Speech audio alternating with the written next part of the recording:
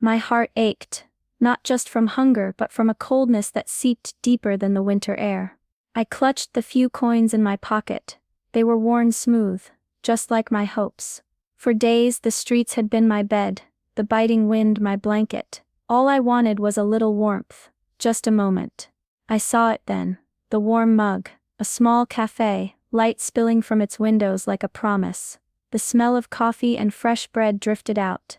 It was a dream, maybe, just maybe. I had enough for a plain coffee, enough to sit inside for a little while, away from the cold, away from the stairs. Taking a deep breath, I pushed the door open. A little bell jingled. Warm air thick with the scent of cinnamon and something sweet, wrapped around me. For a second I closed my eyes. It felt like heaven. But then I opened them, and the stairs began. People looked up from their cups, their conversations. I saw the flicker in their eyes. Judgment. Disgust. My clothes were torn. My face was smudged with dirt. I knew how I looked. I tried to make myself small. I found an empty table in the far corner, away from everyone. I just wanted to be invisible. A waitress came over. She looked tired. "What can I get for you?" she asked, her voice flat. "Just a black coffee, please," I whispered, placing my coins on the table. She scooped them up and left. I wrapped my hands around the warm cup when it arrived. It was bitter, but the heat spread through my fingers. It was wonderful. I sipped it slowly, trying to make the moment last. I wasn't bothering anyone. I was quiet, but then I saw her. A woman at a nearby table. She was older, dressed in expensive clothes. Her hair was perfectly styled.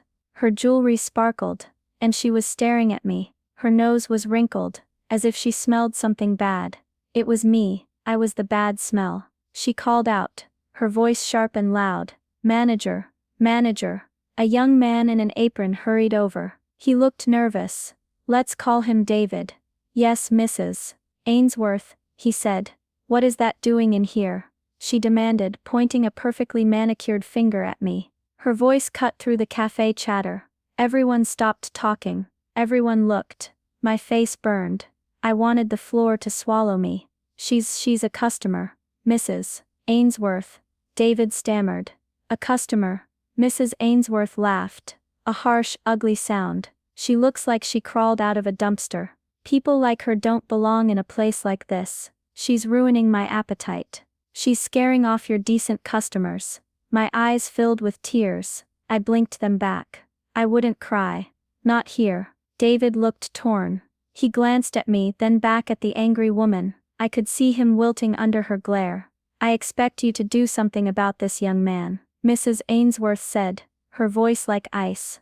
Immediately, David walked over to my table. His face was pale. "Miss," he said, his voice low, "I'm so sorry, but perhaps it would be best if you left." The words hit me like a slap.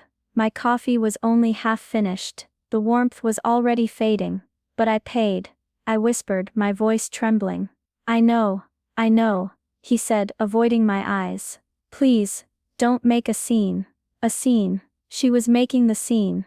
But I was the one being punished. Slowly I stood up.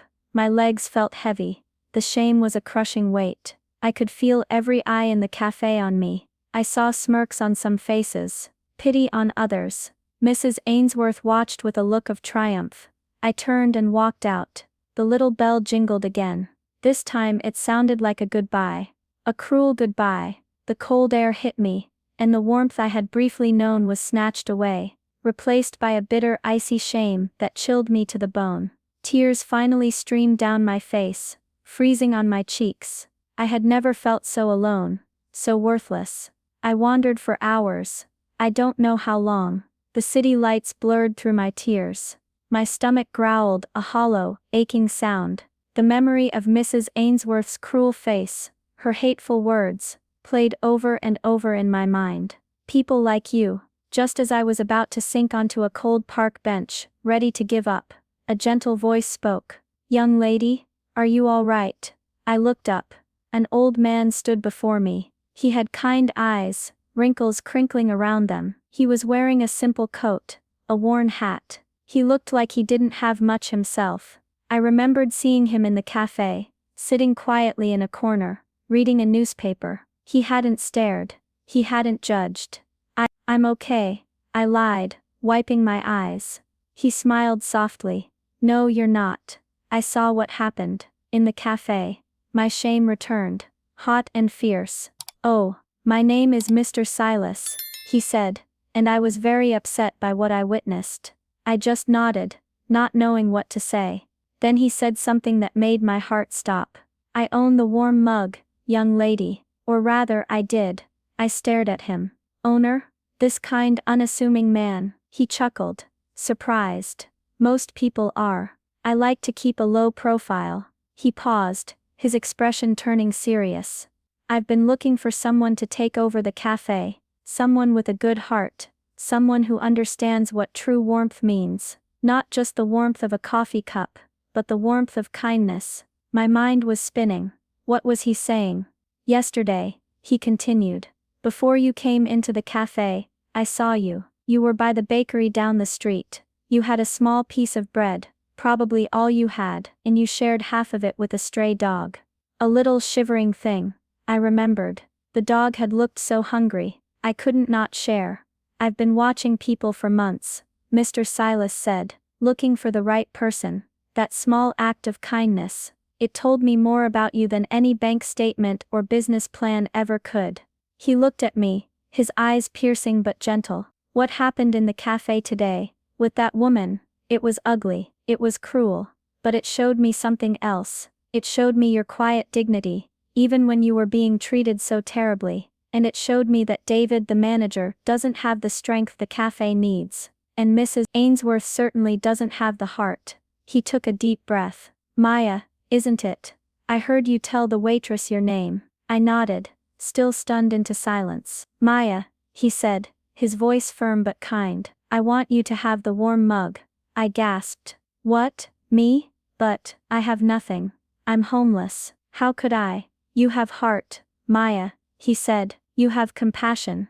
That's worth more than all the money in the world. The cafe needs someone like you, someone who understands what it feels like to be on the outside, looking in, someone who will make it a truly warm place for everyone. He explained that he was old, he was tired, his lawyer had already drawn up papers to transfer ownership to the right person, under very generous terms. He had been waiting for a sign. My small act of kindness with the dog was a nudge. The cruelty I endured, and how I handled it was the final sign. Is this real? I stammered, my voice barely a whisper. It felt like a dream, or maybe a cruel joke. Mr. Silas smiled. He pulled out a business card. Silas Abernathy, proprietor, the warm mug, it read. He then made a quick call on an old-fashioned mobile phone. Yes, Michael, it's Silas. We've found her. Tomorrow morning, 9 o'clock. My office. No, your office is fine. She'll be there. He hung up. My lawyer Michael, he's expecting you. He'll explain everything.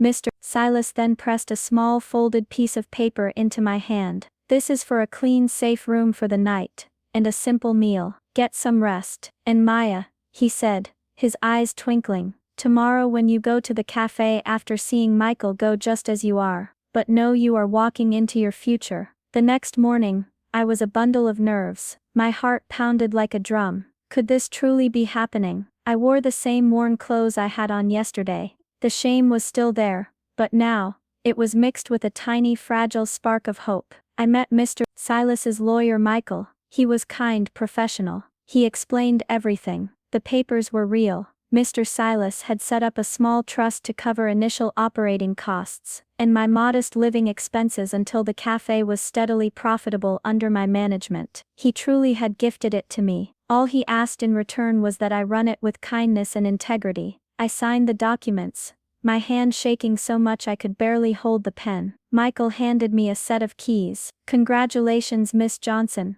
he said with a warm smile. You are now the owner of the warm mug. He also handed me a small bag. Mr. Silas left this for you. Some new clothes. He suggested you might like to change into them at the cafe, in the back office after your initial re-entry. Keys in my pocket, bag in hand, I walked towards the warm mug. Each step was heavy with emotion, fear, disbelief, and a growing sense of determination. I pushed open the door. The little bell jingled. The same tired waitress looked up. Her eyes widened when she saw me. David, the manager, was behind the counter. He froze. I could see the pity, and maybe a little annoyance, on their faces. They probably thought I was back to beg, or cause trouble. And then I saw her, Mrs. Eleanor Ainsworth, sitting at her usual table, a pastry half eaten, a cup of expensive latte before her. She spotted me. Her face, which had been set in a bored, entitled expression, twisted into a mask of fury.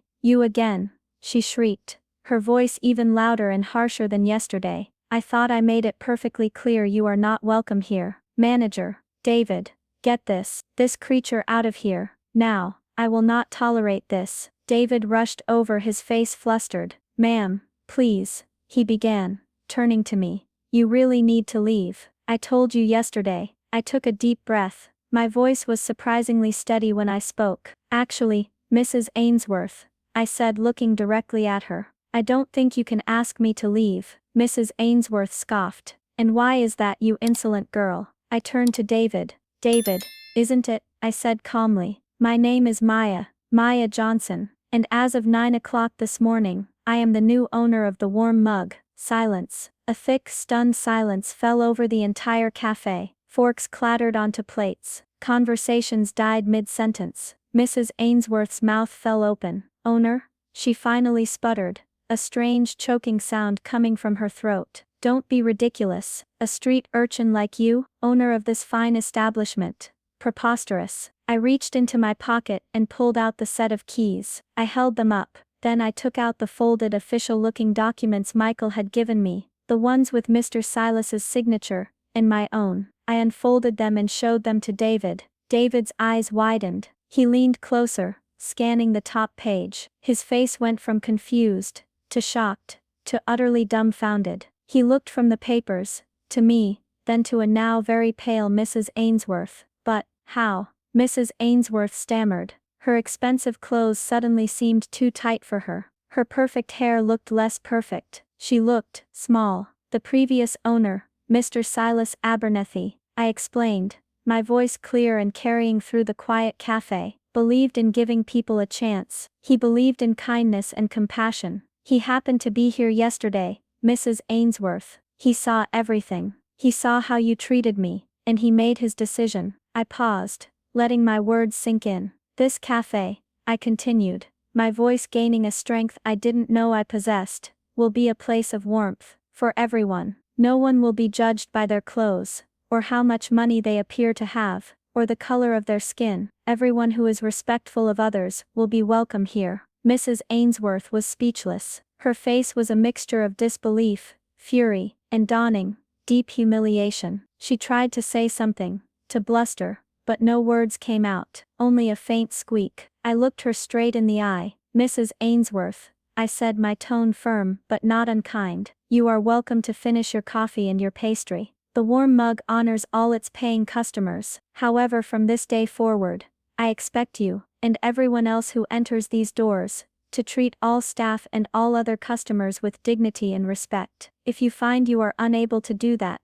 then perhaps this is no longer the place for you." For a moment, she just stared, her face turning from pale to a blotchy red. Then, without a word, she fumbled for her expensive handbag, knocking her fork to the floor with a clatter. She stood up abruptly, her chair scraping loudly, and practically ran out of the cafe, her head down. The little bell on the door seemed to mock her hurried exit. The cafe was still silent. Then, slowly, a few customers started to clap, softly at first, then a little louder. The tired waitress, Sarah, was looking at me with wide, tear-filled eyes, and a small, hopeful smile. David just looked stunned, but there was a hint of respect in his gaze now too. I turned to the staff, my heart still pounding, but a sense of calm settling over me. "My name is Maya," I said again, a little more softly this time. "Things are going to be different around here. We're going to be a team. We're going to be kind. We will serve good coffee, good food, and a good feeling to everyone who walks through that door." In the days and weeks that followed, the warm mug began to change. I used the small office in the back to change into the clean, simple clothes Mr. Silas had left for me. I learned the business quickly, with David's surprised but willing help. He apologized profusely for his actions that day, and I forgave him. He'd been scared, and I understood fear. I introduced a pay-it-forward board, where people could buy a coffee or a meal for someone in need. We put up a small shelf of books for anyone to read. At the end of each day, any leftover food was packaged and given to the local shelter. Mr. Silas would visit sometimes. He'd sit in his old corner, sipping a coffee, a proud, quiet smile on his face. He never interfered, just watched. The cafe truly became the warm mug. It buzzed with a new kind of energy, a gentle, inclusive energy. People from all walks of life came. They knew they'd find a good cup of coffee, a friendly face, and a moment of peace. I never forgot where I came from. I never forgot what it felt like to be cold, hungry, and judged. That memory was a constant reminder. It wasn't a source of bitterness anymore. It was a source of strength, a source of empathy. My heart still ached sometimes, when I saw someone else struggling. But now, it was an ache that fueled my desire to make a difference, to make the world a little warmer, one cup of coffee, one act of kindness at a time. The journey was hard. There were days I doubted myself, but then I'd remember Mr. Silas's faith in me. I'd remember the sting of Mrs. Ainsworth's words, and the warmth of the first coffee I'd ever truly owned, and I'd keep going, because everyone deserves a little warmth, everyone deserves a chance. Thank you for watching our story. I hope it touched your heart. If it did, please give this video a thumbs up, and perhaps share it with someone who might need to hear it. Don't forget to comment below with your thoughts, and subscribe to the channel for more stories like this one. Your support means the world.